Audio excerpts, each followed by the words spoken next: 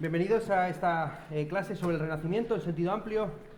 Sobre el Renacimiento, el año pasado yo di una clase específica tratando de temas de estética y de historia del arte, teoría de las artes, etcétera, donde traté pues, la polémica entre los antiguos y los modernos, la forma en que tenía de concebir esa dicotomía tanto Petrarca como Francis Bacon. Francis Bacon lo veremos en esta clase cuando hablemos de Hobbes, tratando un poco en general lo que es la filosofía británica de finales del siglo XVI, comienzos del XIX. Bien, para también desmitificar un poco la figura del Renacimiento como un despertar del humano que estaba tapado por el manto de lo religioso, de Dios, como se entiende tradicionalmente también el Renacimiento, como una especie de gran despertar de la oscuridad milenaria, cosa que espero que haya quedado refutada por la propia exposición, que ha ido demostrando cómo las ideas de Descartes, Spinoza, Leibniz, Kant, incluso el propio Hegel, pues ya estaban anticipadas por pensadores mucho más sistemáticos en muchas ocasiones, como es el caso de los escolásticos.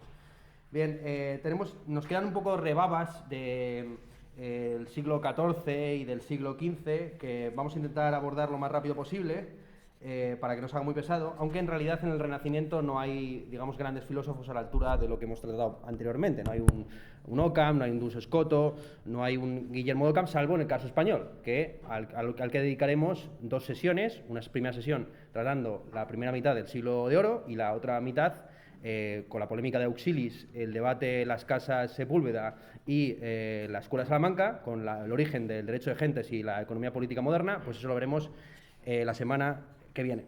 Bien, entonces, como quedan varios temas por tocar, vamos a ir, voy a ahorrarme todo este tocho que tengo aquí y vamos directamente a tratar, digamos, a los pre-copernicanos o, digamos, aquellos que anticipan el movimiento científico en el siglo XV, de lo que luego sucederá en el XVI y ya XVII.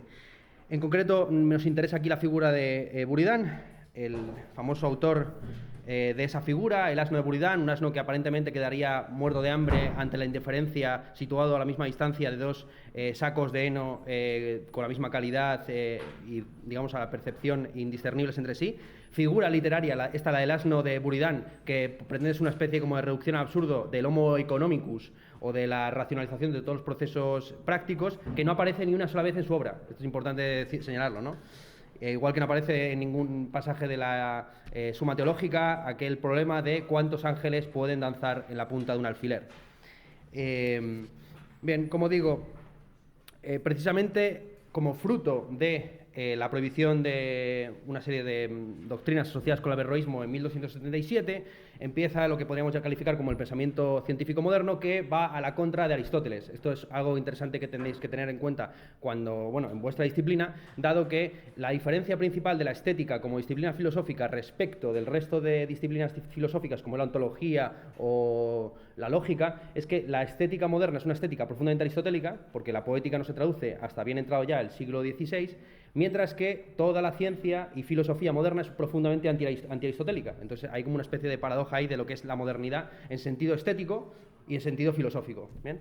Paradoja o problema o malentendido, o confusión, que pervive en la llamada posmodernidad. Por poner un ejemplo, Chiquito de la Calzada, recientemente fallecido, seguramente el artista malagueño más grande después de Pablo Picasso, era un posmoderno en sentido estético, porque era profundamente antiaristotélico, no cumplía ninguna de las normas, es más, era una especie de síntesis magistral entre la tecnificación del gesto en Charles Chaplin y la glosolalia de Cantinflas, ¿no?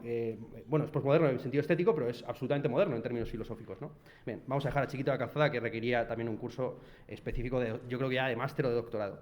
Total, que estamos aquí con algo más prosaico, la cuestión del movimiento. Bien, la explicación aristotélica del movimiento era bastante rudimentaria, porque se basaba en la distinción entre movimiento natural y no natural. Bien, un elemento tiende por naturaleza, o todos los objetos tienden por naturaleza a su lugar común. Así el fuego, por naturaleza ligero, pues tiene movimiento natural hacia arriba.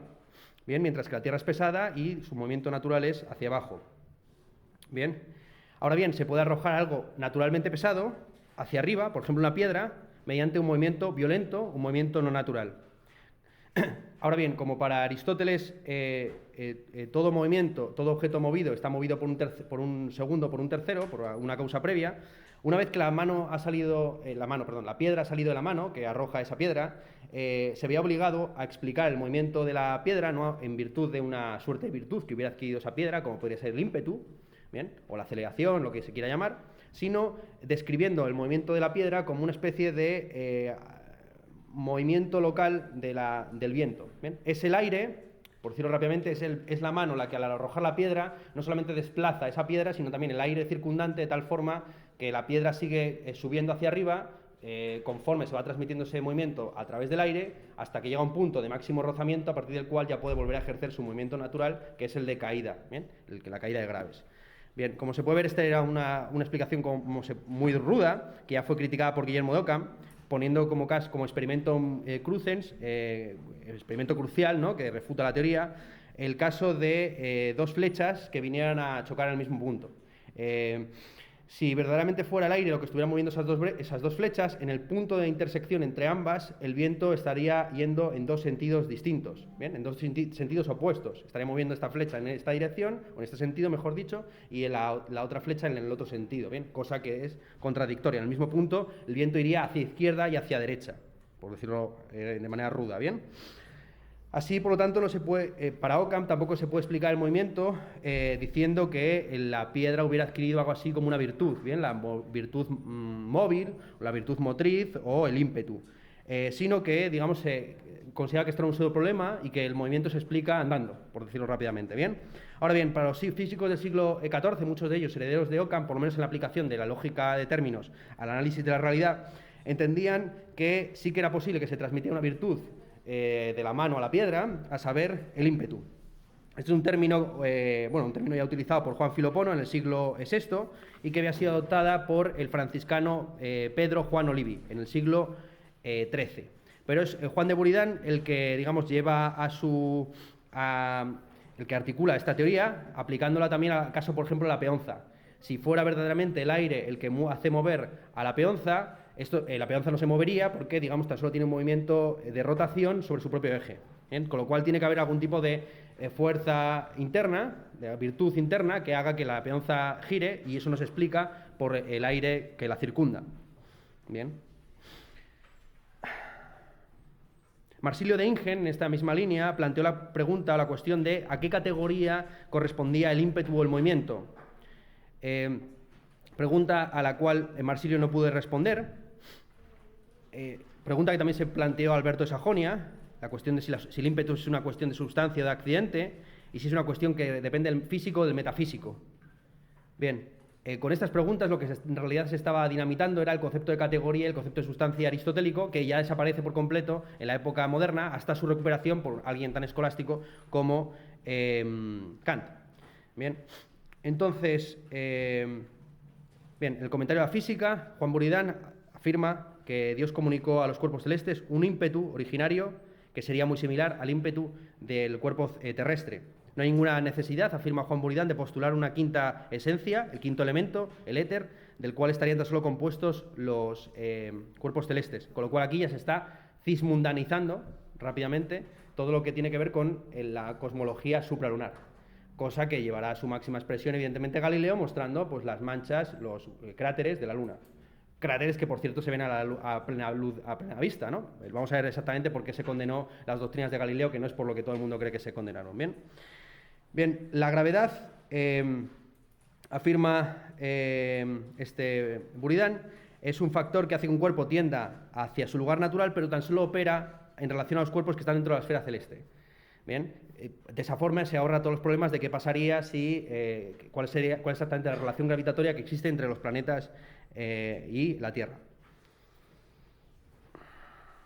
Alberto Sajonia, por su parte, distinguió entre el centro de gravedad de un cuerpo y el centro de su volumen, y afirmó que la Tierra no es uniforme y que cuando hablamos de su centro tenemos que hablar en todo caso de su centro gravitatorio, que es hacia el cual tienden todos los cuerpos. Bien, de nuevo aquí se está, digamos, uniformizando a todas las sustancias que ya no tienen su propio lugar por cualidades intrínsecas, sino por relaciones gravitatorias entre sí. Nicolás de Oresme será el que estudie de una manera bastante detenida la cuestión de la velocidad uniformemente acelerada, demostrando que un cuerpo a una velocidad uniformemente acelerada realiza la misma distancia al mismo tiempo que un cuerpo a la velocidad uniforme media de la acelerada. Bien, esto es algo clásico, una cosa que habréis estudiado cualquiera que haya estudiado un poco de física, ¿bien? Es más, él, entendiendo que podían reducirse todas las propiedades cualitativas a cuantitativas, ofreció un sistema métrico, unas mediciones gráficas mediante un sistema de coordenadas rectangulares muy similar a lo que eran las coordenadas luego cartesianas. Insisto que todo está, nada viene de nada, o sea que nada es nuevo bajo el sol, o sea que realmente lo que hace Descartes y mucha parte de los filósofos posteriores no es sino sistematizar o darle más importancia a cosas que están, pues eso, en un comentario a la física, están escritos en latín, en idiomas un poco raros, etcétera, ¿bien? Así, en el Tratado de Uniformitate e Difformitate, Nicolás d'Oresme presenta el calor no como una fuerza sustancial, una pura cualidad, sino como una intensidad variable compuesta de partículas geométricas con estructura piramidal. Aquí lo que estaba siguiendo es en realidad pues la matematofilia, ¿no? la filia matemática de Platón, según la cual las partículas de fuego poseen estructura piramidal porque las pirámides tienen las aristas más agudas que permiten penetrar en todas las direcciones. ¿Bien? También encontramos ya en estos autores una anticipación del heliocentrismo, en concreto en Francisco de Meirones. Se plantea la cuestión de si se puede explicar mejor los movimientos celestes sin necesidad de epiciclos poniendo en movimiento la propia Tierra. Alberto de Sajonia también plantea la cuestión, aunque termina desestimándola, aunque sí que presenta datos más o menos fiables acerca de la hipótesis o a favor de la hipótesis de que la Tierra gira diariamente sobre su eje. Nicolás d'Oresme también discute la misma tesis, aunque y le da bastante crédito, la acepta de una manera bastante favorable, aunque en última instancia la termina apartando y prefiriendo el geocentrismo, sobre todo por su desarrollo sistemático, ¿no? En la medida en que el heliocentrismo estaba por trabajar bastantes cosas. Bien, el hecho de que todos los cuerpos tiendan a su lugar natural y, por así decir, la velocidad de la rotatoria de la Tierra no se experimente sobre su propia faz, se explicaría, según estos autores, apelando al principio de relatividad de Galileo, ¿no? Según la cual pues, todo movimiento es relativo a un sistema de referencia. ¿Bien? Así, del mismo modo que uno no nota la velocidad del barco cuando está subido a él, salvo cuando salta del mismo, pues, y parece que lo que se mueve es la orilla de la Tierra o el propio mar, pues del mismo modo en la Tierra no percibimos el movimiento porque, por decirlo rápidamente, el movimiento es un fenómeno local. No existe el movimiento generalizado, sino que el movimiento siempre es una relación relativa de dos cuerpos. Sin puntos de referencia no habría movimiento, sino que todo estaría estable. También este autor plantea la cuestión de si es posible el múltiples universos, la hipótesis del multiverso. Pues bien, según Nicolás d'Oresme, ni Aristóteles ni ningún otro filósofo ha demostrado que Dios no pueda crear una multiplicidad de mundos. Y que sería ridículo intentar deducir la unicidad del mundo a partir de la unicidad de Dios. Dios no es solamente uno y único, sino que también es infinito, y si hubiera una pluralidad de mundos, ninguno de ellos estaría fuera de su capacidad de actuación o creación. Bien, esto por lo que toca de lo que quedaba un poco pendiente del siglo XIV, comienzos del XV. Vamos entrando ya a lo que es también otra cosa que nos queda pendiente, pero que es también esencial, si la cual no se entiende, lo que vamos a explicar en clases posteriores, a saber, la mística española, que es el movimiento místico alemán, ¿bien? Que empieza con Tomás de Kempis y que es, por así decir, la base sobre la que luego se ha construido el humanismo. El humanismo en realidad solo es un intento de criticar las sutilezas escolásticas que, con la aplicación de la lógica a niveles absurdos, había llevado pues, a debates muy técnicos como los que, por ejemplo, hay a día de hoy dentro de la filosofía analítica, ¿no? Así Tomás de Kempis decía míticamente, que es el padre de todos los místicos alemanes: deseo sentir la compunción más que saber cómo se define. Un rústico humilde que sirve a Dios es ciertamente mejor que un orgulloso filósofo que, olvidándose de sí mismo, considera el movimiento de los cielos. ¿Cuál es la utilidad de muchos utilizar sobre las materias ocultas y oscuras cuando en el juicio no se nos reprueba por ignorarlas, el juicio final, evidentemente? ¿Y qué nos importan los géneros y las especies? ¿Bien? Este es Tomás de Kempis. Este es un autor, evidentemente, pues, profundamente antiacadémico y antiuniversitario. Nos resulta más interesante, por su sistematización un poco y articulación filosófica, Meister Eckhart, el maestro Eckhart, cuyas obras o cuya doctrina fue sometida también a Inquisición, en concreto en el 1329, 2 años antes después de la muerte del maestro Eckhart. 28 proposiciones tomadas de sus últimos escritos fueron condenadas por el Papa Juan XXII, que ya lo vimos en clases previas, que es el que tuvo el conflicto con Luis de Baviera sobre la cuestión de las dos espadas, la espada terrenal y la espada celestial. Bien, ¿por qué motivo se condenaron esas doctrinas? Vamos a sintetizar las más polémicas o las más innovadoras. Bien, en las cuestiones perisenses, porque Eckhart dio clase en París, se plantea el problema de si Dios es primero ser o inteligencia, entendimiento. Allí por lo menos afirma que Dios es en primera instancia verbo, esto es entendimiento, y que si hubiera sido ser, pues Juan hubiera empezado su evangelio diciendo en el principio era el ser, pero dijo concretamente que en el principio estaba el logos. Bien, así Dios es en primera instancia intelecto, entendimiento, y tan solo es ser en la medida en que es el origen de todas las cosas, de todo aquello que existe y que tiene esencia o existencia. Así no hay en Dios propiamente dicho ser, sino la pureza del ser entendida como auténtica ausencia del mismo. Hace un paralelismo, del mismo modo que Aristóteles afirmó que el poder de la visión debe ser incoloro para poder percibir todos los colores, así mismo Dios, para haber producido todos los seres, tiene que no ser. Bien, esto es lo que afirmó Eckhart en sus cuestiones parisinas, pero en obras posteriores, por ejemplo, como en la obra tripartita, ya de madurez, cambia de opinión y aparentemente afirma lo contrario, a saber que Dios no es inteligencia en primera instancia, sino ser. Bien, y aquí se apoya, pues evidentemente, en el pasaje del Éxodo, yo soy el que soy, cuando Jehová se lo dice a Moisés, ¿no? Bien, sea como fuere, la clave de lo que convirtió en herética estas doctrinas de maestro Eckhart era la tesis de que Dios no crea fuera de sí, sino en sí mismo. Bien, un constructor, afirma Eckhart, construye una casa de manera extrínseca o exógena, como algo externo a sí mismo, pero en la medida en que no hay nada fuera de Dios, porque Dios es ubicuo, omnipresente, omnipotente, etc., ¿bien? Tiene las máximas perfecciones, Dios tan solo puede crear dentro de sí mismo. Así, todo lo que existe en Dios, y no solo por causa de él.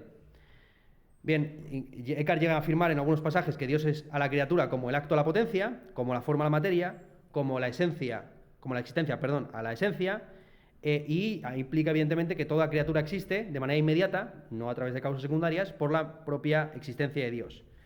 Dice lo siguiente en el cuarto sermón alemán maestro Eckhart: todas las criaturas son una pura nada, no digo que son poco o algo, son una pura nada. Las criaturas no tienen ser alguno, puesto que su ser depende de la presencia de Dios. Si Dios se apartase de las criaturas por un solo momento, las criaturas serían reducidas a nada. ¿Recordáis la etimología de nada o de res en catalán, no? Res, nata, cosa nacida. La nada no es el vacío, no es la ausencia de ser, sino que son las cosas que han nacido y que están a punto de morir. Así, Dios crea desde el principio, pero ese principio, según maestro Eckhart, no es una eternidad sempiterna, sino que es el permanente ahora. Una hora indivisible que él tampoco termina de definir, donde no existen divisiones de personas, géneros o especies. Así, se le llega a acusar a Eckhart de no respetar la separación entre personas, de ser panteísta, porque todas las cosas están creadas en Dios, y en esa medida son cuasi dioses, llega a decir en algunos pasajes, y también se le critica por excesivamente místico, ¿no? Dice lo siguiente sobre el tema de la creación. En verdad, la creación y todo acto de Dios es la esencia misma de Dios. Pero de ahí no se sigue que si Dios creó el mundo desde la eternidad, el mundo exista por esa razón desde la eternidad, como piensa el ignorante. Bueno, dice el ignorante, pero aquí se está refiriendo a Santo Tomás.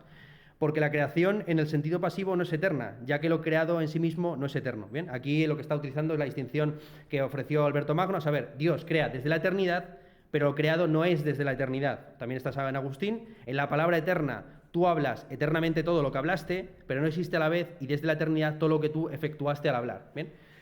Bueno, no queda muy aclarado, verdaderamente se entiende que es por la propia imperfección de lo creado, que tiene que ser finita y que por lo tanto no existe desde siempre. Aunque claro, el problema que se plantea es si Dios es omnipotente, ¿por qué creó algo finito o imperfecto? Bien, sea como fuera, la parte más interesante desde el punto de vista de la mística de maestro Eckhart es su teoría del alma, su antropología o psicología filosófica. En el alma humana, según maestro Eckhart, hay un arjé, un primer principio que es increado. Ese primer principio, ese elemento increado dentro del alma es la inteligencia. En virtud de la inteligencia el alma es deiforme, bien, porque Dios mismo es intelegre, porque Dios mismo es inteligencia. Ahora bien, La unión mística con Dios no se produce a través de la inteligencia, mediante actividades como el amor o el conocimiento, sino a través de una suerte de retiro en lo que Eckhart denomina la chispa, ¿bien? Y que está identificada con Dios en tanto que existencia, ¿bien? El entendimiento aprende a Dios como verdad, bien y unidad, los famosos trascendentales, pero es la ciudadela del alma, figura retórica que está luego en Santa Teresa de Jesús, la que aprende a Dios como existente, ¿bien? La esencia del alma, por lo tanto, es la chispa, mientras que su componente increado o inmortal es el entendimiento, ¿bien? Con lo cual aquí en esta doctrina, como se puede ver, se concilia lo que aparentemente era contradictorio en los tratados previos, ¿bien? Dios como existencia o como ser y Dios como inteligencia. Lo mismo que el pan, afirma Maestro Eckhart, es cambiado en la Eucaristía, se cambia, se trastoca, se transmuta, se metamorfosea en el cuerpo de Cristo, así el alma es transformada en Dios de tal forma que no subsiste ninguna distinción entre Dios y yo. Por el conocimiento, afirma Maestro Eckhart, me tomo a Dios como a mí mismo y entro en la ciudadela de mi más profundo ser. Bien. Estas son las doctrinas evidentemente más criticadas, ¿no? De que pues, hay una parte del alma que es increada, que nos unimos en Dios como una especie de sentimiento oceánico, por hablar en términos freudianos, etcétera, etcétera. Bien. Así Eckhart se vio obligado a puntualizar o matizar la tesis de la parte increada en el alma. Dice él, o en su defensa, dice que cuando él afirmó que la inteligencia es algo increado dentro del alma, entiende más bien por increado lo co-creado con ella. ¿Bien? No entiende que sea algo eterno o independiente de la voluntad de Dios, sino que es coexistente desde siempre con el propio alma, ¿bien? Que no es algo que, por así decir, se desarrolla culturalmente, sino que es algo ya dado, bien, de antemano. En cuanto a la tesis polémica de que, por así decir, nos convertimos en Dios del mismo modo que el pan se convierte en Cristo, pues él se ve obligado a matizar un poco más esa analogía o metáfora, afirmando que del mismo modo que hay muchas hostias en muchos altares que se convierten en el cuerpo de Cristo, así todos somos unificados también en Dios a través de la institución eclesiástica. Bueno, como se ve, esto es un intento más o menos de aquilatarse a la preeminencia papal, intento de aquilatarse que no llegó a buen término. Bien, no obstante, pues bueno, tuvo muchos discípulos, entre ellos quizás habría que destacar simplemente la figura de Enrique de Suso, que fue su principal discípulo, el que le defendió, tanto en el pequeño libro de la verdad como en sus 8 últimos capítulos de su autobiografía, donde está claramente pues puntualizada la doctrina de la unión con Dios. Bien, así, pero puntualizada en vía poética, en línea poética, en el sentido de que allí donde el maestro Eckhart era bastante comedido a la hora de escribir esa unión, pues ya nos encontramos en este Enrique Suso con afirmaciones del tipo: el momento en que nos unimos a Dios es el Gottesgeburt o el Christusgeburt, el nacimiento de Cristo y el nacimiento de Dios. Bien, como si Dios no existiera o no hubiera nacido antes de que nosotros nos uniéramos con Él. Bien. Seguramente de los místicos alemanes de esta época nos interesa sobre todo la figura de Jan Ruysbroeck, quien afirmó que el ser humano tiene una unidad triple, a saber, la unidad del ser, que estriba en la existencia y en la conservación en la existencia por parte de Dios, sin la cual serían todos los entes reducidos a la propia nada, unidad del ser que comparte el ser humano con todos los entes creados. La segunda unidad natural ya del propio ser humano es la unidad facultativa, la unidad del espíritu, ¿bien?, que se cultiva principalmente con las virtudes teologales, del mismo modo que la unidad del ser se cultiva a través de la perfección moral cristiana. Y por último, la tercera unidad, a juicio de Ruysbroeck, la más noble de todas ellas, es la unidad que existe entre los diversos sentidos, tanto internos como externos. Bien, unidad del sentido o de la sensibilidad que él identifica con el alma, bien, y que se perfeccionaría mediante el trabajo místico. Bien, así tenemos la unidad del ser, que se perfecciona moralmente, la unidad intelectiva, que se perfecciona teologalmente, y la unidad sensible, que se perfecciona místicamente. Bien, el adorno del alma, a juicio de Ruysbroeck, consiste precisamente en la perfección sobrenatural de estas 3 unidades. Aquí, como se puede ver, hay una inversión completa y total del intelectualismo griego, bien, según el cual la sensibilidad es una facultad por debajo de la inteligencia. Aquí la mística es algo sensible, bien, a Dios se le puede palpar y tocar en esa unión mística. Bien, como figura también antiintelectual de esta época, finales del siglo XIV, comienzos ya del XV. Podríamos citar también a Juan Gerson, un canciller del Papa en la época del Gran Cisma, 1378-1417, que participó pues, en todos los trabajos previos al Concilio de Constanza, que permitió reconciliar al papado con el imperio.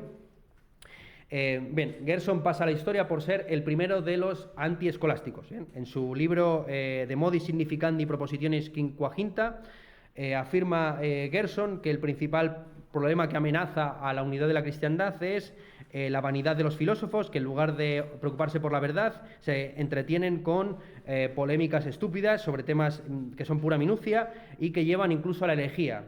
Gerson, sobre todo, identificó cómo en la revuelta husita, ¿bien? En la revuelta preprotestante checa encabezada por Jan Hus, el principal ideólogo fue Jerónimo de Praga, quien tenía una herencia de carácter escotista. Era un hombre que estaba adherido a la doctrina de Duns Scoto. Bien, así Gerson sobre todo se dedica de una manera muy sistemática a criticar la idea de que existen ideas en Dios.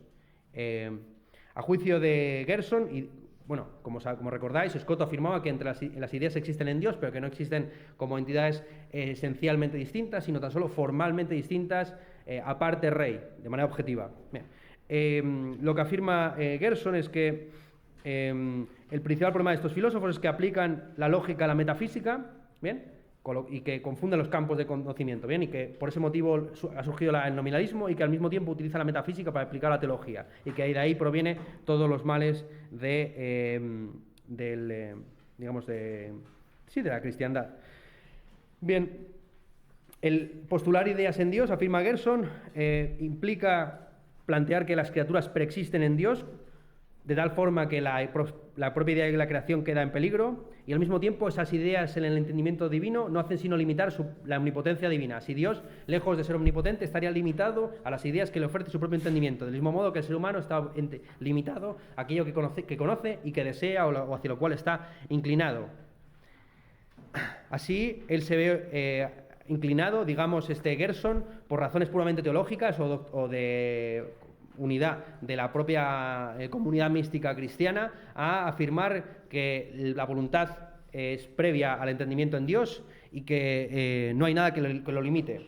Esto evidentemente no lo hace por simpatía con Occam o con los nominalistas, sino simplemente por intento de salvar un poco los muebles.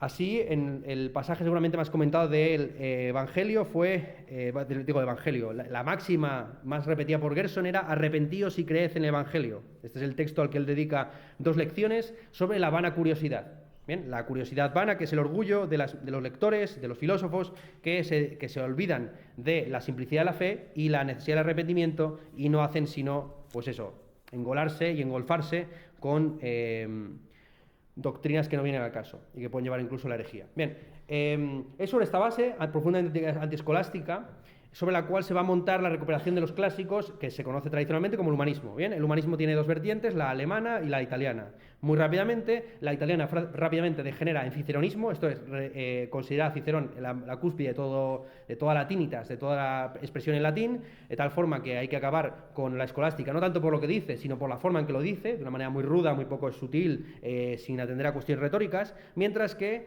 y evidentemente enfatizando la importancia del desarrollo personal, el hecho de que el orador debe ser al mismo tiempo alguien docto y persuasivo. Bien, eso es lo que sucede en Italia, principalmente, un culto sin límites a Cicerón, mientras que en Alemania, sobre todo, hay un gran gramaticismo. Estos se recuperan a los clásicos, pero más bien como divorciados del componente humanístico, político, social, cultural que había en Italia. Bien, en Italia la recuperación de los clásicos viene de la mano también de la caída de Constantinopla, en concreto con la embajada que manda Bizancio a mediados del siglo XV, encabezada por Pletón, Juan Besarión de Trebisonda y Jorge de Trebisonda.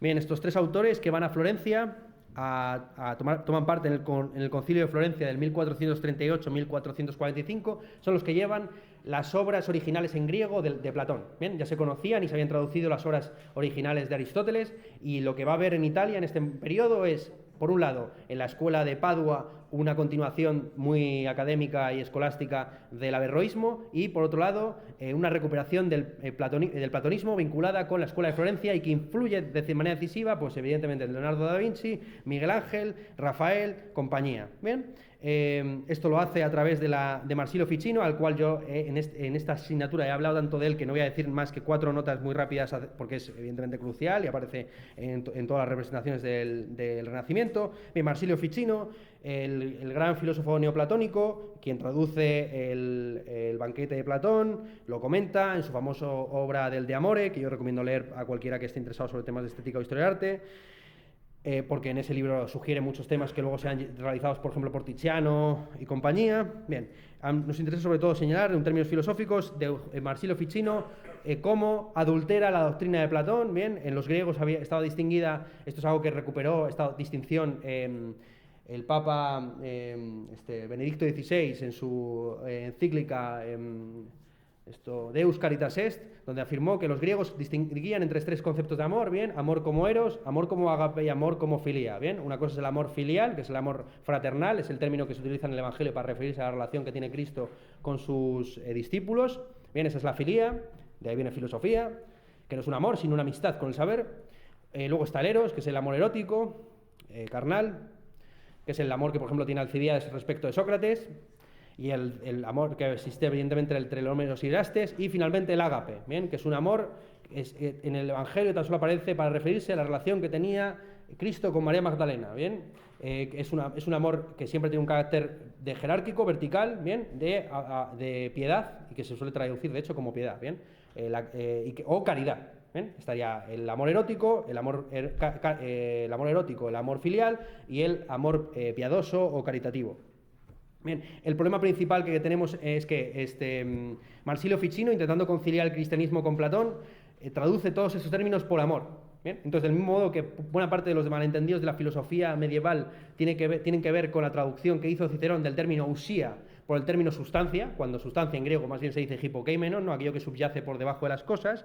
Así Marsilio Ficino intentó amalgamar todas las formas del amor, el amor asimétrico de los hombres respecto de Dios, con el amor fraternal, con el amor erótico. ¿Bien? Porque de lo que se habla en el banquete no es del amor filial, es del amor erótico. ¿Bien? Es del amor erótico tal cual. Eros, la definición de eros. Bien. Así, pues en el comentario de Alfredo, por ejemplo, afirma Marsilio Ficino, por no solamente quedarnos con el de Amore, ¿no?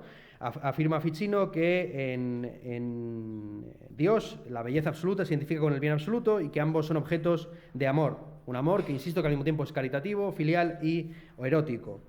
En la teología platónica, que es su obra más sistemática, curiosamente pues no editada en castellano, sino que hay que leerla en latín, lo que se describe precisamente es un mundo armonioso, un sistema armónico en el que dominado por la belleza, una unidad simple, bien, doctrinas platónicas y neoplatónicas, sin entrar en todo el mejunje de la emanación de la cosmología que están en Marsilio Ficino. Nos interesa sobre todo señalar la figura de Piccola Mirandola, su principal discípulo, un hombre muy osado que con 24 años propuso defender en Roma 900 tesis sobre todo lo que se puede decir, de omnia re scibili, ¿no? De todo lo que se puede saber, en la que en la que pretendía demostrar la unidad del helenismo y el judaísmo, en concreto la Cábala, que él había leído a través de la interpretación gerundense, que a juicio de él podían sintetizarse en la filosofía perennis, ¿bien? Término que luego ha sido utilizado, por ejemplo, para todo lo que es la filosofía cultista contemporánea. Bien, Piccola Mirandola, como digo, era un ecléctico que mezclaba helenismo, tradiciones judías, platonismo, también admiraba profundamente a Aristóteles y a Santo Tomás. Sobre todo ha pasado la historia por un discurso muy breve que tenéis en internet, no se tardan ni 5 minutos en leerlo porque son 4 páginas, el discurso sobre la dignidad del hombre. Allí lo que afirma Piccola Mirandola es que Dios quiso crear al ser humano para que alguien pudiera contemplar la belleza de la creación y admirarse de su belleza y de su magnificencia. ¿Bien? Así, Dios crea al ser humano, pero no le ofrece ningún lugar fijo en ese mundo, en ese cosmos, sino que le coloca como una suerte de gran camaleón que puede al mismo tiempo salvarse o condenarse por sus propios actos. Dice lo siguiente en un pasaje de ese discurso: te coloqué, Dios está hablándole a Adán, Te coloqué en mitad del mundo para que desde allí pudieses ver más fácilmente todo cuanto hay en el mundo. No te hicimos ni un ser celeste ni un ser terrenal, ni mortal ni inmortal, para que tú como libre y soberano artífice de ti mismo pudieses moldearte y esculpirte en la forma que prefieras. Serás capaz de degenerar al nivel de las cosas inferiores, los brutos, y también serás capaz, según tu voluntad, de renacer al nivel de las cosas superiores, de las divinas. Bien, aquí tenemos una anticipación filosófica de lo que podemos llamar el constructivismo social. Esto es, no existe la naturaleza humana, no existe nada, no existen los géneros ni los sexos, no existe realmente nada, es una especie de tabula rasa que puede ser moldeada para crear un hombre nuevo. Bien, esta es la doctrina que está en el feminismo de la tercera ola, pero también está evidentemente en las doctrinas soviéticas. Y que también están aquí. La dignidad del hombre consiste en no tener una naturaleza específica, sino en ser un camaleón que pueda adaptarse a cualquier entorno dentro de la ecumene, y que al mismo tiempo se hace a sí mismo. Del mismo modo que la mano, ya lo hemos dicho en muchas ocasiones, es instrumento del cuerpo y al mismo tiempo su hacedor. Esto evidentemente con la paleoantropología contemporánea, que enseña la importancia del desarrollo de la mano y del bipedismo en el desarrollo de las capacidades cognitivas del ser humano, pues es un tema bastante interesante a tratar. Bien, dentro de la cosmología de Piccola Mirandola hay tres mundos: el mundo sublunar, que está habitado por los hombres y por los animales; el mundo celestial, que está habitado por los planetas; y el mundo supraceleste, que es la morada de los ángeles. Cristo, a juicio de Piccola Mirandola, sería el que, a través de su pasión, ha abierto al hombre el camino hacia el mundo supraceleste, del mismo modo que el hombre es cabeza de la creación, Cristo sería la cabeza de la humanidad. Bien, como pequeña anécdota también muy rápida que contar, afirmar que este no es el único Piccola Mirandola que ha hecho una contribución decisiva a la historia de la filosofía. Tenemos también a su sobrino, Juan Francisco Piccola Mirandola, quien, lejos de seguir la doctrina del tío de intentar conciliar a Platón y Aristóteles, pues fue un fervoroso platónico que atacó a los aristotélicos o peripatéticos por intentar reducir todo el conocimiento a experiencia sensible, ¿no? A juicio de Piccola Mirandola, la experiencia sensible no informa acerca de las condiciones, la experiencia sensible no informa sino solo acerca de esas condiciones del conocimiento, pero no, en la experiencia sensible no aparecen ni las sustancias, ni las ideas, ni las cualidades, ni las esencias, ni todo lo que está incorporado en la doctrina aristotélica y que acepta como una herencia prácticamente del platonismo. Bien, aquí como lo que estamos viendo es el comienzo de las polémicas entre aristotélicos y platónicos en Italia. Polémica que queda un poco que es independiente de la doctrina escolástica, porque la escolástica nunca penetró de manera decisiva en Italia, razón por la cual pues encontramos autores bastante originales que discuten, digamos, en términos menos adulterados, si se quiere, ¿no? En términos mucho más originales, y por eso hay doctrinas interesantes aquí de por medio. Bien, el autor más interesante del bando aristotélico, hemos visto a los platónicos, el más interesante de los aristotélicos es Pierre de la Ramenée, pero antes de hablar de él vamos a hablar de Lorenzo Valla.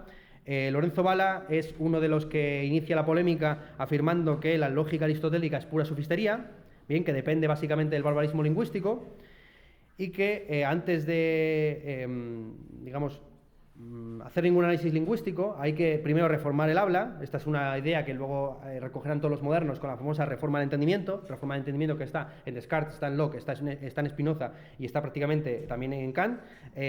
Una reforma del habla que pasa por subordinar la lógica a la retórica. Bien, aquí vemos lo que he dicho antes, la degeneración del humanismo en ciceronismo.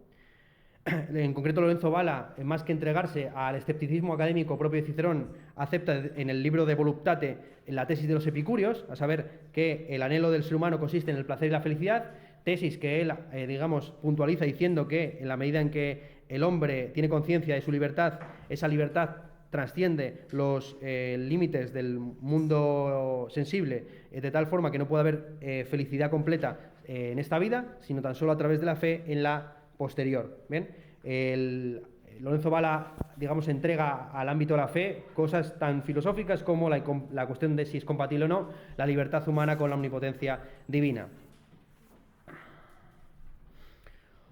Otro autor interesante es Mario Nizolius, dentro de estas cuestiones de la distinción entre filosofía y retórica. A juicio de Nizolius, la filosofía se ocupa en sentido estricto de las cosas, mientras que la retórica es una ciencia general del idioma. Así, la retórica sería, a juicio de Nizolius, la ciencia por excelencia del alma, su principio. Bien, Nizolius no entiende la retórica tan solo como una teoría o un arte del discurso público, sino también como una ciencia general del significado, ¿bien? Que es independiente de la metafísica y la ontología. La retórica, afirma Nizolius, nos muestra el significado de las palabras generales y de los términos universales, y es independiente de la referencia que tengan esos universales. ¿Bien? El término universal, a juicio de Nizolius, no es sino una operación mental por la cual la mente humana pues, comprende todos los miembros de una clase. Es interesante ver cómo este Nizolius será luego recuperado por Leibniz en su intento de formalizar la lógica y distinguir la ontología de la lógica, ¿bien? Doctrinas que estaban muy confundidas y que seguirán confundidas, por ejemplo, todavía en la ciencia lógica de Hegel.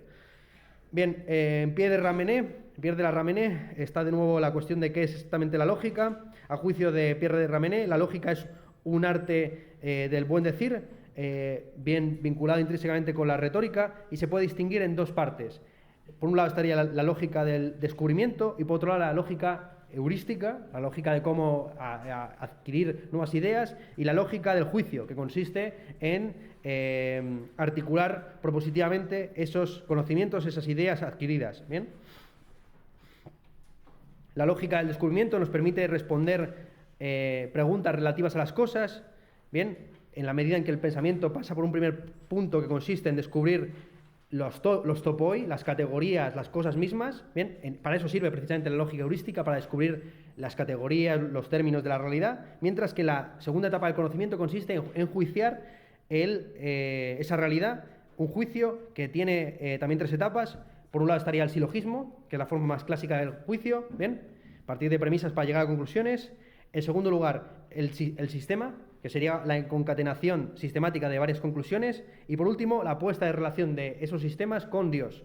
¿Bien? En eso consiste, la lógica, por lo tanto, consiste no solamente en extraer conclusiones a partir de premisas, sino también en armonizar esas conclusiones con un todo coherente de creencias, incluidas las creencias religiosas. Bien, el campo aristotélico estaba dividido, como ya hemos dicho, en Italia entre los averroístas, que como ya hemos dicho, creen principalmente en la separación entre la Iglesia y el Estado y en la eternidad del alma común llamada intelecto agente, mientras que los otros aristotélicos, más originarios, más propios, más próximos a lo que creía verdaderamente Aristóteles, son los alejandrinos, los que siguen Alejandro de Afrodisia, según el cual el alma no es algo distinto de la forma del cuerpo, que perece con el cuerpo, y por tanto no existe alma inmortal propiamente dicha. Toda alma es individual, no existe un alma común llamada intelecto agente. Bien, la figura más importante, los averroístas no vamos a entrar en ellos porque son, como digo, ya en esta época ya son muy ortodoxos y no dicen nada distinto unos de otros, pero insisto que todos están concentrados en Padua. Es más, por ese motivo seguramente Marsilio de Padua es el principal autor antipapal de ese siglo, por la influencia que tuvo el pensamiento averroísta, también de Dante y compañía, en él. Bien, el más importante entre los alejandrinos fue Pedro Pomponazzi. Hay una edición maravillosa en Einaudi, publicada en latín y italiano, de sus obras completas, que salió el año pasado. Yo la recomiendo leer, de cabo a rabo, porque en él encontramos muchas ideas muy sugerentes. Para empezar, la cuestión de que el alma tan solo es la entelequia del cuerpo y que por lo tanto no se puede hablar de un alma separable del cuerpo, esto es, un alma inmortal. La mente humana, según Pomponazzi, se caracteriza por la autoconciencia, pero no tiene el tipo de autoconciencia que tendría una sustancia separable del cuerpo. Esto es, el alma no se comprende a sí misma de manera inmediata, como podrían hacerlo los ángeles, si no tienen cuerpo o materia, sino que se comprende siempre de manera inmediata a través de sus operaciones, unas operaciones que siempre tienen un carácter corporal. Bien, así que aunque las actividades del alma tienen un carácter inmaterial, tan solo se conoce a sí misma a través de la materia y del cuerpo. También las bestias, afirma Pomponazzi, tienen un conocimiento de sí mismas mediado a través del cuerpo, y salvo que queramos hacer a las almas también de las bestias, de los animales, inmortales, no tiene ningún sentido afirmar que el conocimiento de sí mismo es condición suficiente y necesaria para la inmortalidad. Dice lo siguiente: ni debemos negar que las bestias se conocen a sí mismas, porque parece enteramente estúpido y irracional decir que no se conocen a sí mismas cuando se aman a sí mismas y a su especie. Bien. ¿Qué es lo que debería demostrar alguien que quisiera demostrar la existencia inmortal del alma? Dos cosas. En primer lugar, que la inteligencia como tal, en su naturaleza, trasciende a la materia, cosa que acepta Pomponazzi, pero en segundo lugar debería demostrar que no solamente la trasciende, sino que es independiente. Esto es, que se puede adquirir conocimiento sin cuerpo, cosa que, como ya hemos dicho, Pomponazzi niega. Bien, ante las acusaciones de tipo moral, a saber que Pomponazzi estaría destruyendo la moralidad, porque si el alma no es inmortal, entonces los ricos y malvados que mueren de manera opulenta no obtienen ningún castigo, bien, él afirma, Pomponazzi, de una manera muy estoica, que la propia virtud es la recompensa de la virtud misma y que el vicio es su propio castigo.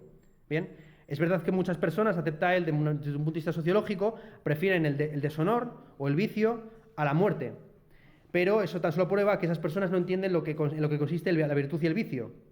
Es más, afirma Pomponazzi, intentar recompensar a la virtud mediante una vida transmundana en el paraíso no hace sino convertir a la virtud en algo instrumental para obtener determinados beneficios. Aquí se está anticipando toda la crítica de los reformistas a las indulgencias. ¿Bien? Las indulgencias eran un sistema económico mediante el cual alguien que estuviera condenado a ir al infierno pues podía pagar su salvación. ¿Bien? Afirma Pomponazzi que la recompensa esencial de la virtud, que consiste en ella misma, y la virtud, la recompensa accidental, que consiste en los bienes que se obtienen a través del ejercicio de la virtud, está en una relación de proporción inversa. Esto es que cuanto mayor recompensa accidental hay, menor recompensa esencial. ¿Bien? ¿Cuál es la finalidad de la existencia humana? Pomponazzi afirma que no puede ser ni la filosofía ni el arte. ¿Bien? Porque ambas cosas están supeditadas a determinadas facultades. Esto es, tan solo unos pocos hombres pueden ser diestros en las artes que él entiende como artes mecánicas o en las artes teóricas, las filosóficas. Pero todos los hombres pueden ser virtuosos. La perfección moral, por lo tanto, el fin último consiste en la virtud. Dice lo siguiente: porque el universo se conservaría del modo más completo si todos los hombres fueran celosos y perfectamente morales, pero no si todos fueran filósofos o herreros o arquitectos. En cuanto al argumento clásico de que tiene que el alma ser inmortal porque el ser humano tiene una inclinación natural a la inmortalidad, pues él afirma la clásica respuesta que ya hemos visto en varias ocasiones, de que también los animales tienen conatus, desean preservarse en el ser, y no por ello decimos que sean inmortales. Bien, Pomponazzi es un naturalista en todos los sentidos, intenta también explicar, por ejemplo, los milagros y las maravillas, apelando a influencias astrales, cosmológicas, aunque en muchas ocasiones, evidentemente, sus explicaciones son muy burdas, pues no deja sino de buscar siempre una explicación causal efectiva de la realidad. También acepta una teoría de la historia cíclica, que llega a aplicar incluso al cristianismo, aplicación que es un poco dudosa, en la medida en que el cristianismo en principio presupone un comienzo y un fin. Bien, no voy a entrar mucho en la filosofía de los reformistas, porque es una filosofía bastante tosca, ¿no? Simplemente, pues, en todo caso, señalar la figura de Philippe Melanchthon, que es el llamado Preceptor Germaniae, el preceptor de Alemania, por ser el humanista principal del movimiento protestante, en concreto maestro de Lutero, admirador de Aristóteles, aunque en su doctrina es bastante ecléctico y en última instancia tan solo intenta conjugar la lectura de la sola escritura con a los autores clásicos, y apenas se interesa por temas de metafísica, lógica, entendiendo que eso es algo simplemente pues que no compete al humanista. ¿Bien? Es más, él simplemente se apoya en las doctrinas de Rodolfo Agrícola, y su principal contribución a la filosofía, en todo caso, que será explotada por autores posteriores, es la cuestión de las ideas innatas.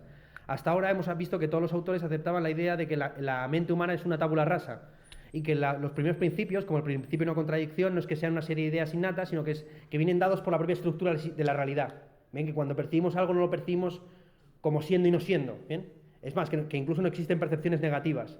Pues bien, en Melanchthon ya aparece la idea de que hay ciertos principios innatos que están en la mente. Esto se ha explotado, de manera radical por Descartes, que no dejaba de ser un jansenista, y Leibniz, que no dejaba de ser a su manera también un filósofo alemán, ¿no? Ya, pues no digamos todos los autores posteriores como Wolff y compañía. ¿Bien? Entre las ideas innatas están tanto los principios religiosos como los que se adquieren a través de la luz natural. Vamos a entrar en la obra de Nicolás de Cusa, que seguramente es el autor más importante de ese periodo. Bien. En términos políticos, en primer momento, él fue del bando conciliar, esto es de los que creía que había que constitucionalizar o parlamentarizar el poder del Papa, que el poder del Papa no podía ser dictatorial o tiránico, sino que tenía que estar supeditado a un concilio que representase a todos los fieles. Esto sobre todo lo entiende en clave del concilio de Constanza, de lo bien que surtió ese concilio para solucionar los problemas entre el papado y el imperio. Pero ya un poco más tarde, viendo sobre todo las sucesivas herejías que aparecían en el este, se desengañó y empezó a afirmar que era importante reivindicar el papado como institución divina, dotada de suprema autoridad y jurisdicción eclesiástica. Bien, pero siempre entendiendo que esa unidad tenía que ser una unidad entre pluralidad, entre formas plurales también de gobernar las diversas parroquias, etc. Bien, la doctrina más importante, la contribución más importante de Nicolás de Cusa a la ontología es su concepto de contraria sunt circa eadem, ¿no? Los contrarios son lo mismo en última instancia. Esa última instancia, evidentemente, no es sino Dios. Dios era definido por Nicolás de Cusa como la coincidentia oppositorum, la coincidencia de los opuestos. Bien, a juicio de Nicolás de Cusa, todas las cosas son finitas, múltiples, distintas, poseen naturalezas distintas, cualidades también opuestas, mientras que en Dios todas esas oposiciones o diferenciaciones o distinciones se reconcilian. Así, si decimos de Dios que es el ser máximo, también tenemos que decir de Él que es el ser mínimo. Aquí lo que tenemos es como una especie de reducción al absurdo del debate acerca de qué consiste en qué consiste ser una perfección. Bien, debate que proviene evidentemente desde los argumentos de San Anselmo ontológicos acerca de la existencia de Dios. Así, cuando hablamos de Dios, siempre hablamos en términos contradictorios. Dios es la coincidencia de todos los opuestos y de él tan solo se puede tener una docta ignorancia, que no es el fruto simplemente del aburrimiento o de la falta de esfuerzo, de una indiferencia religiosa, sino más bien lo contrario, a saber, una ignorancia que viene dada por el esfuerzo constante de no reificar a Dios en un solo atributo, sino entender que Él lo reconcilia a todos. Nicolás de Cusa también pasa la historia por distinguir entre razón e intelecto, distinción que encontraremos en todos los autores posteriores, ¿bien?, pero invertida. A saber, para Nicolás de Cusa la razón es una razón siempre discursiva, gobernada por el principio de no contradicción, el principio de incompatibilidad o exclusión de los opuestos, de tal forma que la actividad de la razón no puede sino aproximarnos de una manera muy inmediata al conocimiento de Dios. Nicolás ofrece una metáfora geométrica, a saber, la razón es respecto de Dios lo mismo que un polígono inscrito respecto a la circunferencia. Por mucho que vayamos añadiendo lados a ese polígono, nunca llegaremos a tocar perfectamente a la circunferencia. ¿Bien? Y del mismo modo que a Dios tan solo se le puede conocer de manera imperfecta, a las propias criaturas, en la medida en que son en Dios y que están creadas en Dios, aquí vemos también la influencia un poco de la mística, tan solo se las puede conocer de manera aproximada. Así, según Nicolás de Cusa, toda ciencia es aproximación, todo conocimiento es conjetura. El conocimiento de Dios, por lo tanto, no se obtiene a través de la razón, que es una razón que siempre está negando o afirmando, sino a través del intelecto. Y así se establece una jerarquía de las facultades, que sería la sensibilidad, facultad que tan solo asiente, afirma Nicolás de Cusa, tanto a entender que nunca tenemos una percepción sensible negativa, ¿bien?, que todo lo que percibimos que nunca percibimos la ausencia de ser en la sensibilidad. La facultad de la sensibilidad, por lo tanto, siempre afirma, la facultad de la razón afirma o niega, y la facultad del entendimiento afirma y niega. Esa es la clave del asunto, ¿bien? Dios no se puede definir en ningún otro término, eso lo dice en un libro titulado De non aliud, no, del no otro. O sea, Dios es el sí mismo, es una especie de concepto primario al que se reducen todas las cosas. Llega a definirse también a Dios como el poder máximo, el pose, el poset, el que se pone a sí mismo en la posibilidad de la potencia como potencia completa. A su vez, Dios se entiende como totalidad comprensiva y totalidad explicativa, esto es, en la medida en que todas las cosas están contenidas en la simplicidad divina, Dios es la totalidad comprensiva, pero en la medida en que Dios permite explicar toda esa multiplicidad, también Dios es la totalidad explicativa. Dios contiene todas las cosas en sí mismas, en tanto que causa de esas cosas, las contiene complicativamente, comprensivamente, y también las contiene explicativamente, en la medida en que todas dependen para su existencia esencialmente de Él. Nicolás de Cusa vuelve a ofrecer un razonamiento de tipo geométrico, una analogía que aparece en Pascal, a saber, Dios es una esfera cuyo centro está en todas partes y cuya circunferencia no está en ninguna. ¿Bien? Una circunferencia o una esfera infinita que tendría que sería ubicua en su centro. Su centro podría ponerse en cualquier sitio, y cuyo límite nunca se encuentra, no está en ninguna. ¿Bien? Esto está en Pascal, como digo, es una de las metáforas así más utilizadas. Siguiendo, evidentemente, al Diógenes Areopagita, afirma que el mundo es una teofanía, esto es un despliegue de Dios a partir de la coincidencia de los opuestos, de tal forma que la creación no se entiende como una creación ex nihilo, sino como un proceso de diferenciación, como un proceso de distinción en el que van surgiendo los opuestos. Como se puede ver, aquí Nicolás de Cusa está anticipando de alguna forma a Hegel también. En cuanto a la acusación de panteísmo, pues bueno, fue lanzada evidentemente sobre Nicolás de Cusa, él se quiso también revolver, pero no hay más tu tía. Nicolás acepta el concepto de Platón del tiempo, a saber, el tiempo es la imagen de la eternidad, insiste que antes de la creación no había tiempo ninguno. Ahora bien, el mundo es eterno porque procede de la eternidad y no del tiempo, de tal forma que si decimos que el tiempo es, como hemos dicho, la imagen de la eternidad y la medida del movimiento, en el momento en que desaparece el movimiento, desaparece el tiempo, pero no desaparece lo que él denomina la duración, ¿bien? Una distinción que no queda muy clara, pero que de alguna forma se puede vincular con la distinción entre tiempo subjetivo y tiempo objetivo en ciertos autores contemporáneos. También una clave que da Nicolás de Cusa y que será aceptada, por ejemplo, por Giordano Bruno, es la idea de que el espacio es infinito, ¿bien? Que el mundo es infinito, que carece de todo centro fijo, la metáfora esa de la esfera, cuyo centro está en todas partes y cuya límite o circunferencia en ninguna.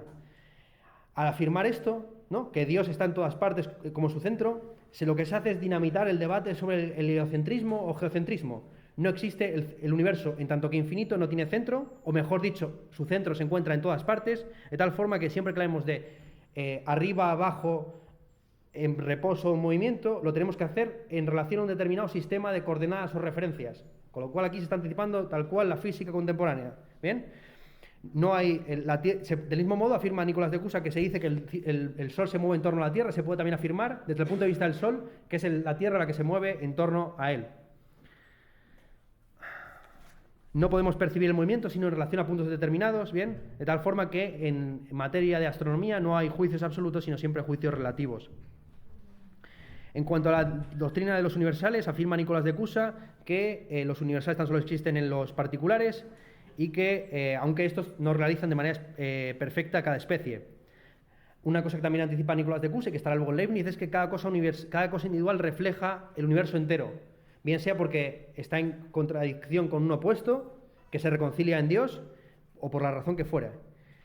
En la medida en que el mundo está ordenado de manera armónica, también afirma Nicolás de Cusa, se encuentra en una armonía que es una suerte de unidad en la pluralidad. De nuevo aquí, esto no es sino la armonía preestablecida de las mónadas de Leibniz.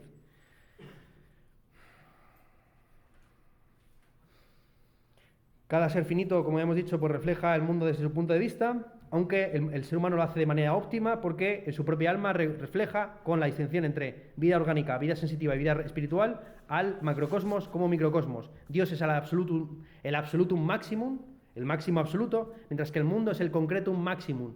Es, por así decir, lo máximo de lo concreto, aquello que contiene todas las cosas concretas y particulares, mientras que Cristo es el maximum concretum, esto es, lo máximo hecho concreto. Bien, son distinciones quizá muy sutiles, pero que son importantes tenerlas en cuenta. Bien, ya vamos a pasar a otros, vamos a saltarnos un poco a los matemáticos como Cardano, Telesio y compañía, Patrizzi, los italianos, para ir a Giordano Bruno. Bien, Giordano Bruno, apresado por la Inquisición en el 1592 y quemado en la hoguera en 1600. Bueno, es considerado también un poco el mártir de la ciencia moderna. Muchos dicen que Descartes no llegó a publicar su tratado sobre el mundo, sobre el cosmos, por miedo a ser tostado como Bruno. Aunque de nuevo la razón por la que se le quemó no fue por afirmar el heliocentrismo o la pluralidad de los mundos, sino por llamar al Papa la puta Babilonia y atacarle en dogmas muy concretos como el de la transubstanciación. Esa es la razón también por la cual se obligó a que se retractara Galileo. ¿Bien? A Galileo no se le obliga a retractarse por el heliocentrismo ni por haber constatado que hay imperfecciones en la Luna, imperfecciones que, como digo, son observables a plena vista, sino que a Galileo se le hace retractar por la afirmación, por su filosofía de la física. Esto es, por su idea de que el mundo está compuesto de átomos. Si el mundo está compuesto de átomos y las cualidades secundarias o sensibles son una cuestión puramente subjetiva o derivada, entonces no habría una unidad sustancial en el momento de la transubstanciación, ¿no? Si el pan que se tiene que convertir en el cuerpo de Cristo y el vino en la sangre de Cristo están compuestos de átomos, y el hecho de ser pan y ser vino no es una mera ilusión, por así decir, fruto de la experiencia, y que no inhiere, que no es subyacente de manera atómica, si eso es así, todo el ritual cae por los suelos, así de sencillo, ¿no? Pero lo otro es una cosa accesoria. Es más, como he sabido, muchos intentaron replicar los experimentos de Galileo y por ese telescopio no se veía ni tres en un burro, así de sencillo. O sea, ese telescopio tenía imperfecciones de todo tipo porque lo hizo de una manera muy ruda, bueno, con fines principalmente militares, porque el gran duque de la Toscana contrata a Galileo como su matemático privado para ver si puede utilizar el telescopio para ver los movimientos de los ejércitos a una cierta distancia. Es más, el primer puesta en escena del telescopio que evidentemente no inventa Galileo, sino que lo copia de las Provincias Unidas, de lo que se llama ahora mismo Holanda, consiste en mirar ¿qué miran? La cúpula de Florencia, ¿no? Desde unas montañas así como alejadas y tal, unos montecitos alejados. Bien, Giordano Bruno. Giordano Bruno afirma que en el mundo hay una jerarquía natural, bien, una jerarquía que va desde lo material, desde la luz a la oscuridad, que también se expresa a través del conocimiento del ser humano, bien, jerarquía que está permanentemente expresada en sus obras a través de la figura de las sombras, las huellas de Dios. Esto, como ya hemos visto, no es una cosa original suya, sino que ya vimos que era una cosa de San Buenaventura, quien afirmaba que el mundo está compuesto de signos, umbra, huellas y sombras, ¿no?, de Dios, dependiendo del grado de cercanía respecto de la creación que uno se encontrará. La principal facultad del ser humano y también del mundo es su intelecto universal, una suerte de agente eficiente físico universal, una forma universal del mundo que produciría todas las cosas y que animaría a ese mundo. Bien, la materia, a juicio de Giordano Bruno, en la materia pura, la materia prima, no sería sino acto puro, de tal forma que el mundo estaría ordenado pues, por esa especie como de entendimiento agente universal que ni siquiera tendría una relación con el ser humano. El mundo es el todo infinito, pero no es el infinito totalmente. Lo expresa así en un pasaje muy conocido Giordano Bruno. Llama al universo tutto infinito, todo infinito, porque no tiene márgenes, límite o superficie. No llama al universo totalmente infinito, porque cualquiera de sus partes es finita y cada uno de los innumerables mundos que contiene es finito. Llamo a Dios tutto infinito, porque excluye de sí todos los límites y porque cada uno de sus atributos es uno e infinito. Y llamo a Dios también totalmente infinito, porque es totalmente en todo el mundo e infinita y totalmente en cada una de sus partes, a diferencia de la infinitud del universo, que es totalmente en el todo, pero no en las partes. Si es que, en referencia al infinito, pueden ser llamadas partes. ¿Bien? La diferencia entre el mundo y Dios, frente a lo que hemos visto en Nicolás de Cusa, es que las entes particulares no reflejan la totalidad. ¿Bien? El mundo es el todo infinito, lo que contiene todas las cosas, pero no es el infinitamente todo, o sea, no, el totalmente infinito, ¿bien? Porque las partes de ese infinito no son a su vez infinitas, ¿bien? ¿Se entiende? Mientras que en Dios sí, en Dios cada uno de sus atributos, que es una parte de Dios, es a su vez infinita, que es en realidad la relación que existe entre las partes y el todo en el infinito. Si tú coges un segmento de un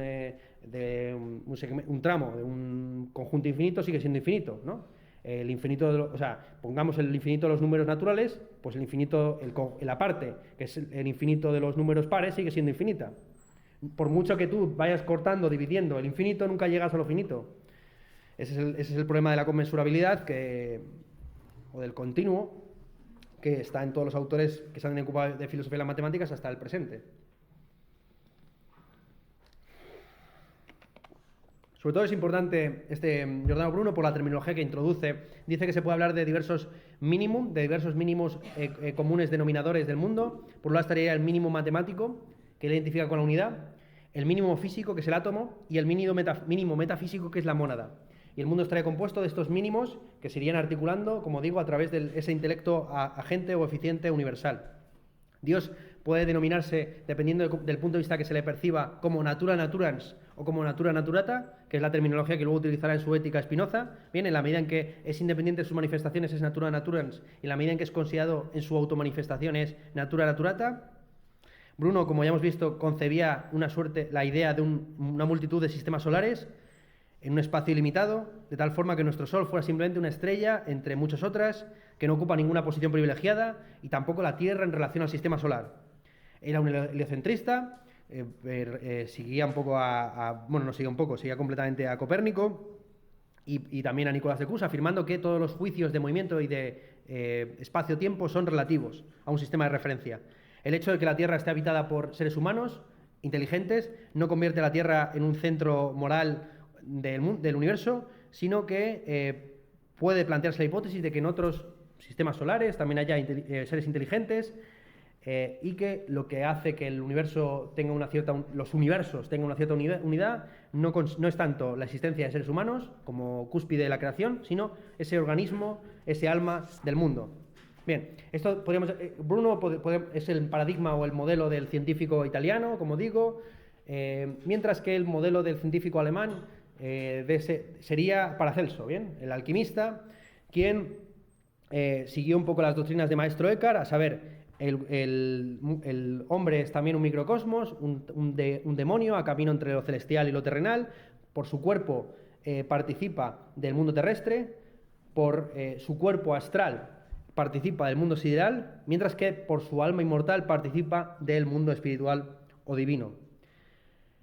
Paracelso pasa la historia, sobre todo la medicina, por acuñar lo que podemos llamar el diagnóstico diferencial. ¿Bien? Esto es el diagnóstico de los síntomas que atiende a la etiología particular del individuo y que no intenta reducir el caso de la enfermedad concreta a una categoría universal, salvo en una segunda instancia, a la hora ya de prescribir la medicina o la cura. Llegó a afirmar que no existen dos enfermedades iguales, que cada persona está enferma por una diversa etiología particular que debe ser estudiada en cada caso. Bien, él reducía la totalidad del mundo que llamaríamos hoy químico a 3 elementos, a saber, el azufre, el mercurio y la sal. Los metales, a juicio de Paracelso, tan solo se distinguen por el predominio de un elemento sobre otro, de estos 3 elementos.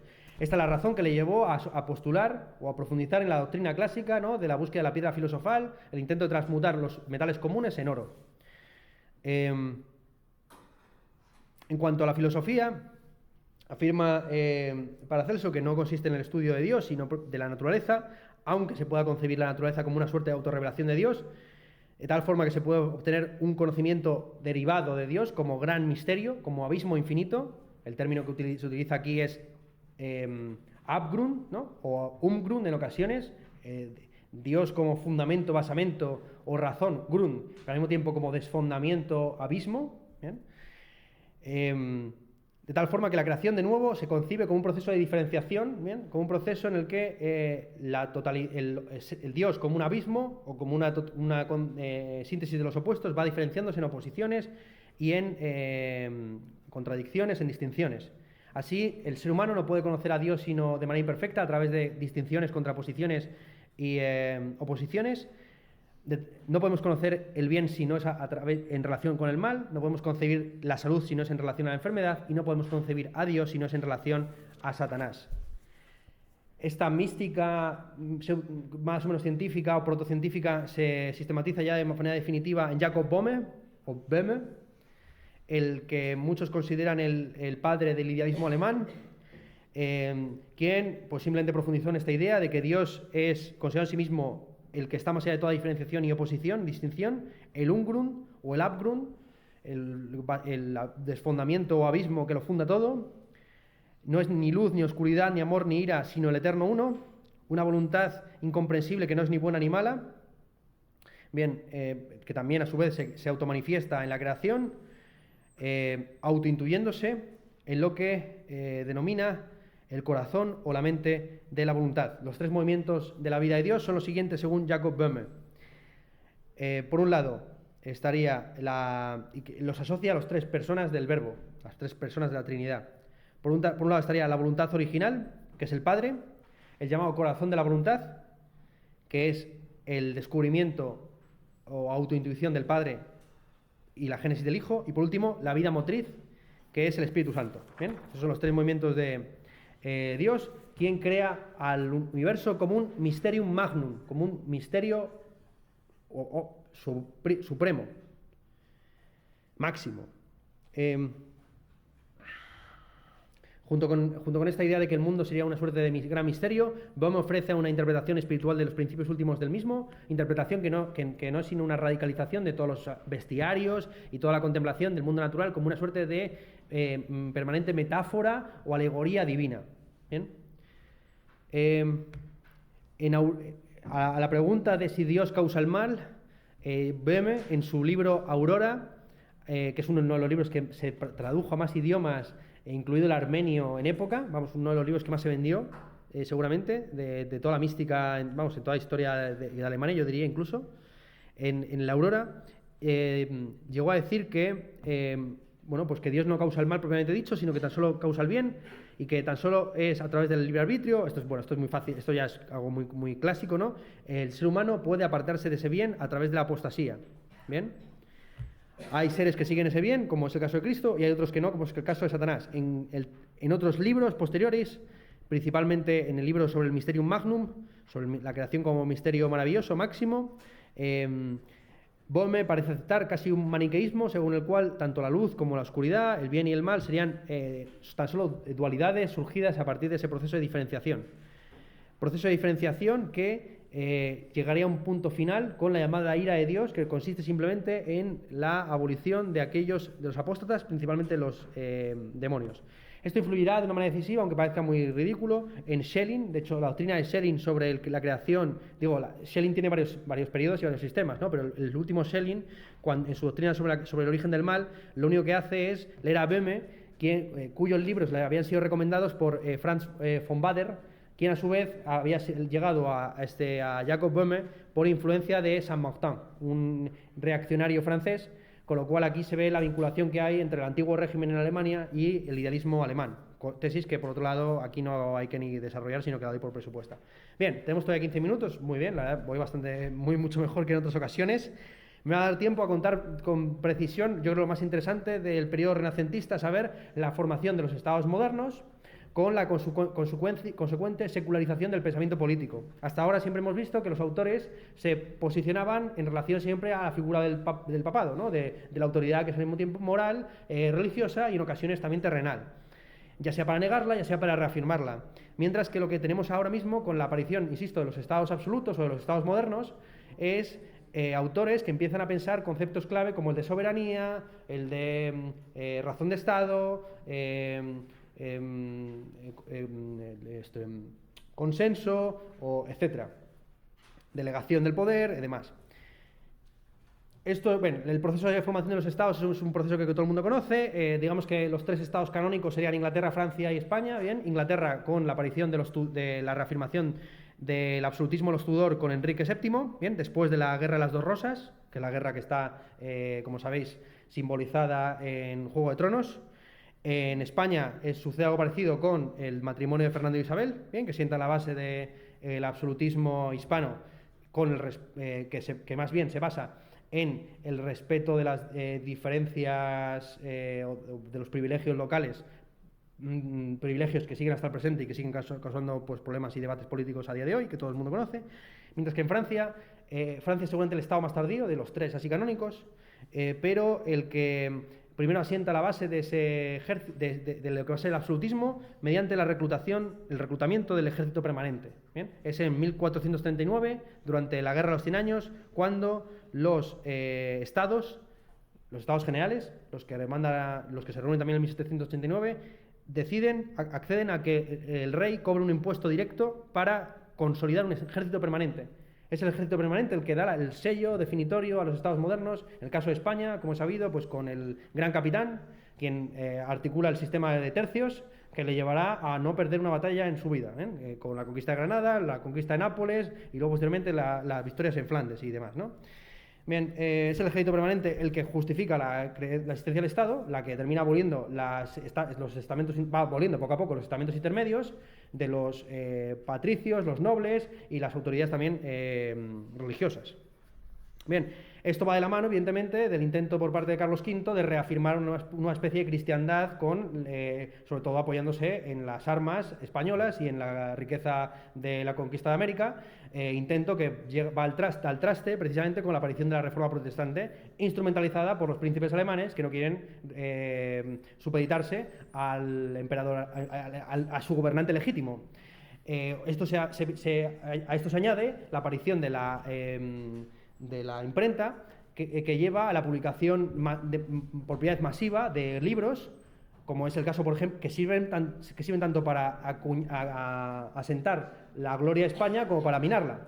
Así, el libro más vendido de comienzos del siglo XVII son las Disputaciones Metafísicas de Suárez, libro gracias al cual se puede construir se construye todo el edificio de los jesuitas en Salamanca. Ese edificio se construye con los dineros extraídos de las 16 ediciones de las Disputaciones Metafísicas, que es el libro que se utiliza a chorrón en todas las escuelas y en todas las universidades, tanto protestantes como católicas, a pesar de ser Suárez el gran filósofo católico, y a su vez con la publicación de La destrucción de las Indias de las casas. Bien, libro que se reedita en Flandes con ilustraciones para ver lo sanguinario que fueron los españoles con los indios, para mayor gloria de la familia de Orange, en concreto, y bueno, y todo lo que es el proceso de independencia. Vamos a verlo en la clase próxima, ¿no? Pero aquí la clave es que tanto Lutero como Calvino condenaron la resistencia al soberano. Es más, como sabido, Lutero se echa para atrás cuando comienza la guerra de los campesinos y llega a decir que hay que perseguirlos como perros, porque él entiende que la reforma protestante no se puede hacer sino apoyándose en la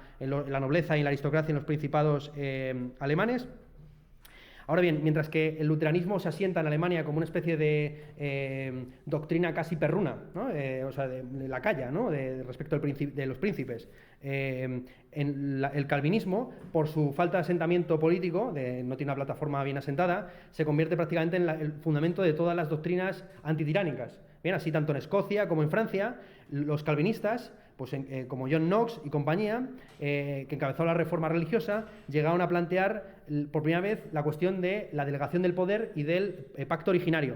Bien, según esto está muy bien expresado en una obra anónima francesa llamada Vindicae contra tiranos, la vendetta contra los tiranos, la vindicación contra tiranos, que está traducida de un monarcómaco, en la que se dice lo siguiente: todo Estado político se constituye a partir de los contratos o convenios, a saber, un primer contrato o convenio entre el pueblo y el soberano, bien, que constituye como tal el Estado, y otro contrato entre el pueblo junto con el soberano respecto a Dios, bien, que constituye la Iglesia propiamente dicha. Bien, hay una lectura prácticamente judía, según la cual la religión consiste en la forma en la que nos religiamos con Dios a través de una suerte de pacto o alianza. Bien, con Dios se puede comerciar de alguna forma o establecer relaciones contractuales. Así, el calvinista tiene que respetar al emperador en tanto que autoridad, o el soberano en tanto que autoridad de ese primer contrato, pero si ese soberano no sigue la religión verdadera, el calvinismo, y si es católico, por ejemplo, pues se le puede atacar, se le puede ejecutar, y aquí empiezan todas las teorías del tiranicidio, que llegarán a su máxima excelencia en el padre Mariana, un jesuita español, que da nombre a la Marián francesa. También enterémonos un poco, los que digan que no es de filosofía española, la Marián francesa, la libertad que guía al pueblo, se llama así por Juan de Mariana, que es el jesuita español que sistematiza en qué momento uno se puede rebelar legítimamente contra la autoridad política. ¿Bien? Hay un libro muy divertido, si me da tiempo a contar esta anécdotilla, de los años 80, que se llama Apología de la mentira, o creo recordar, o de la traición, Apología de la traición, por dos franceses, donde se dice que los grandes políticos del presente, está pensando principalmente en Juan Carlos I y en Felipe el socialista, ¿cómo se llama? González, gracias. Felipe González, no hacen sino recoger la tradición del tiranicidio y del engaño que está en Gracián y en Molina, en Mariana y compañía. Y dicen los franceses cuánto se ha perdido por no reconocer la importancia que tiene España, concede España a la modernidad como una modernidad basada en el engaño y la traición. Bien, bueno, da igual. Entonces, el autor aquí clave, evidentemente, es Maquiavelo, con sus dos tratados, los discursos sobre Tito Livio y El Príncipe.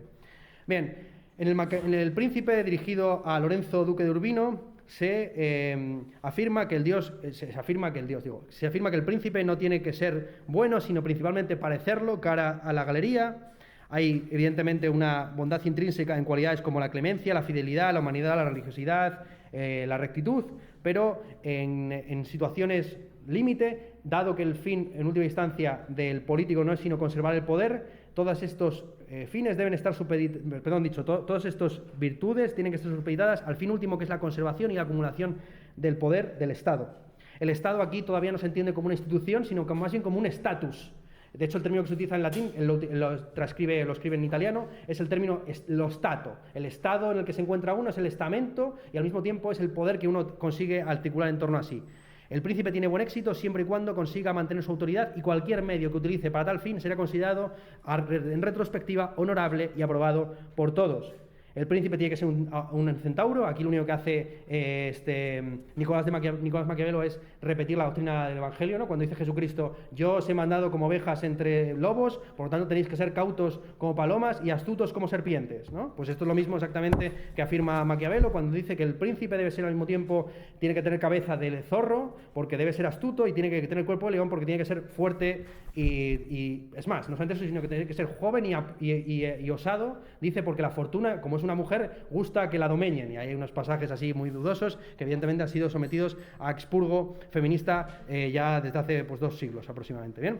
Bien, en los discursos sobre Tito Livio dice, nos encontramos con un Maquiavelo distinto de este maquiavelismo que es el que ha pasado a la historia, a saber, un Maquiavelo aparentemente democrático que exalta las virtudes de la República, en concreto de la República Romana, y que aparentemente afirma que no es posible el gobierno del Estado sin la virtud cívica. Bien, el problema que se plantea aquí es cómo se concilian los discursos con el príncipe. Bien, de una manera muy sencilla en realidad. Cuando Maquiavelo escribe El Príncipe está pensando principalmente en el presente, a saber, un presente en el que principalmente Italia estaba dominada por una nobleza absentista que se dedicaba simplemente a fines privados. Nobleza que debía ser abolida a su juicio con la imposición de un emperador que no obedeciera al papado, entendiendo que el papado era la razón principal por la que Italia era lo suficientemente fuerte como para no ser invadida, pero lo suficientemente débil como para unificarse internamente. Esta es la misma doctrina que aplicará Vico a España en 1714. Bien, ¿cómo se conjugan exactamente, insisto, los discursos con el príncipe? Pues por lo que estoy diciendo.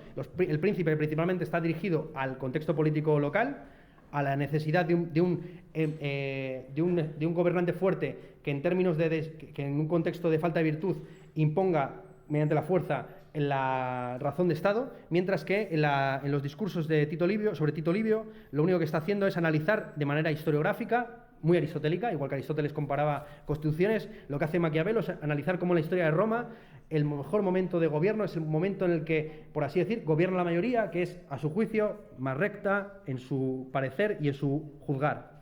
Ahora bien, el bien general, el bien común, no consiste sino en el mantenimiento y el aumento del imperio, junto con las libertades del pueblo, mantenimiento del imperio y de las libertades que no es posible sino a través del ejercicio militar, ¿bien? Y también de represivo hacia adentro.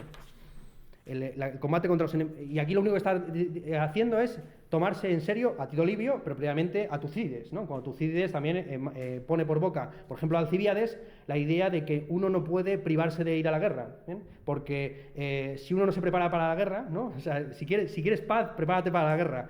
Dice, porque no hay una de dos, o nosotros imponemos el imperio sobre ellos o ellos sobre nosotros, no hay término medio, ¿no? Esta es un poco la doctrina del realismo político, de la realpolitik, que está en todos los grandes historiadores, y también en Maquiavelo y en Guicciardini, que es un contemporáneo suyo, también muy interesante, menos filosófico que Maquiavelo, pero no menos importante. Bien, sobre todo pasa por ser Maquiavelo el principal aristotélico, porque distingue, insisto, ética y política, ¿no? Por un lado estaría la ética, que sería más bien algo puramente accesorio, incluso supeditado a la razón de Estado, mientras que la política simplemente consiste en eso, en la conquista del poder y su mantenimiento o su expansión. Pero bueno, al fin y al cabo no es tan aristotélico esto que afirma, porque también Aristóteles, digamos, garantiza una cierta autonomía a la política al comparar constituciones respecto de la ética tratada en la Ética Nicómaco. Bien, no voy a entrar mucho más en esto porque yo creo que Nicolás de Maquiavelo es bastante conocido y no es tan importante, o sea, es más importante por su influencia luego posterior que por lo que tiene en sus escritos, aunque evidentemente están muy bien escritos y es tiene un uso italiano maravilloso, ¿no? Me interesa más Tomás Moro, y yo no sé si me va a dar tiempo. Sí, Tomás Moro, perdón. Vamos a hablar de Jean Bodin y si no, ya empiezo mañana con Tomás Moro, porque mañana empiezo con el descubrimiento de América y como ha sabido Tomás Moro y luego posteriormente Francis Bacon y tal, sitúan sus utopías en América y de hecho en la utopía de Francis Bacon se habla en castellano, en español, en el mundo, en el estado ideal, ¿bien? Bien, Jean Bodin. Para mí Bodin es el principal teórico del absolutismo francés, con su definición de la soberanía, sobre todo recordado por dos libros, a saber, su libro Método para el fácil conocimiento de la historia y sus 6 libros sobre la República. En el Método para el fácil conocimiento de la historia, del 1566, nos encontramos con una división de la historia en 3 tiempos, ¿bien? La divina, que corresponde a los teólogos, la natural, que corresponde a los filósofos, y la política, que corresponde al historiador. En este método, para el fácil conocimiento de la historia, Bodino, sobre todo, interpreta la historia en términos naturalistas y, sobre todo, analiza los efectos que tiene la situación geográfica en la constitución psicológica de las costumbres de un pueblo. Esto es una anticipación de las teorías de Montesquieu, quien dirá que el clima influye de manera decisiva en las costumbres y en la economía de un pueblo, y esto se ha mantenido hasta el presente, ¿no?, de que en España no se trabaja porque hace mucho sol. Bien, una de las contribuciones más relevantes a la teoría política que ya está incluida en ese método es el concepto de soberanía, que ya esboza allí, pero que resuelve o que expone de una manera más importante o más clara en sus 6 libros sobre la República. Bien, ¿qué es la soberanía? Dice, la soberanía es el poder supremo sobre ciudadanos y súbditos no delimitada por la ley. Sobre todo es importante lo último, no limitado por la ley. Así, el soberano es aquel que tiene capacidad para crear magistrados, definir sus funciones, legislar, anular leyes, declarar la guerra, hacer la paz, decidir apelaciones y también decidir incluso sobre la vida y la muerte. Es el concepto de soberanía como soberanía absolutista, que en realidad acaba por completo con la distinción que hemos visto en autores previos y que también contemporáneos, como es la distinción entre derecho natural, derecho positivo, derecho de gentes, etcétera, y que entiende que todo derecho emana del puro poder. ¿Bien? El Estado, según Bodino, es una sociedad secundaria o derivada en el sentido de que surge como una unión de diversas familias, de diversos pater familia, que deciden establecer un contrato delegando su soberanía que les corresponde a ellos de manera legítima sobre un individuo o varios. La soberanía, en tanto que capacidad de tener poder sobre ciudadanos y súbditos sin ningún tipo de ley, es inalienable e indivisible, puede delegarse pero no puede abolirse, salvo a través de la destrucción completa y total del Estado. El soberano, como no está limitado por la ley, es el creador y del que emanan todas las leyes. Ahora bien, hay ciertos límites que no puede rebasar, como por ejemplo, que son límites puramente existenciales. Esto es, el Estado no puede, por ejemplo, expropiar a todas las familias por una razón puramente existencial pero no por una razón metafísica o teológica de que Dios lo prohíba, sino porque es físicamente imposible, por así decirlo, ¿no? También llega a decir Bodino, en términos más democráticos, que ciertas leyes, como por ejemplo las leyes relativas a los impuestos, en la medida en que interfieren con el derecho de propiedad, que es un derecho que precede a la Constitución del Estado porque se basa en la familia, en el derecho de propiedad que tiene el pater familias respecto a sus hijos, sus esclavos, sus ganados, etcétera. El derecho de propiedad, el impuesto sobre el derecho a propiedad tiene que ser aprobado en sede parlamentaria, con lo cual se establecen ciertas limitaciones constitucionales al poder del rey. Bien, aunque rechazaba evidentemente el determinismo astrológico, como la mayor parte de los creyentes cristianos de la época, Bodino, sobre todo, junto con ese naturalismo que le lleva a estipular que hay ciertas condiciones climáticas que favorecen determinado tipo de gobierno, también afirma que hay cierta influencia de los astros sobre los estados. Bueno, y con eso terminamos por hoy. Muchas gracias.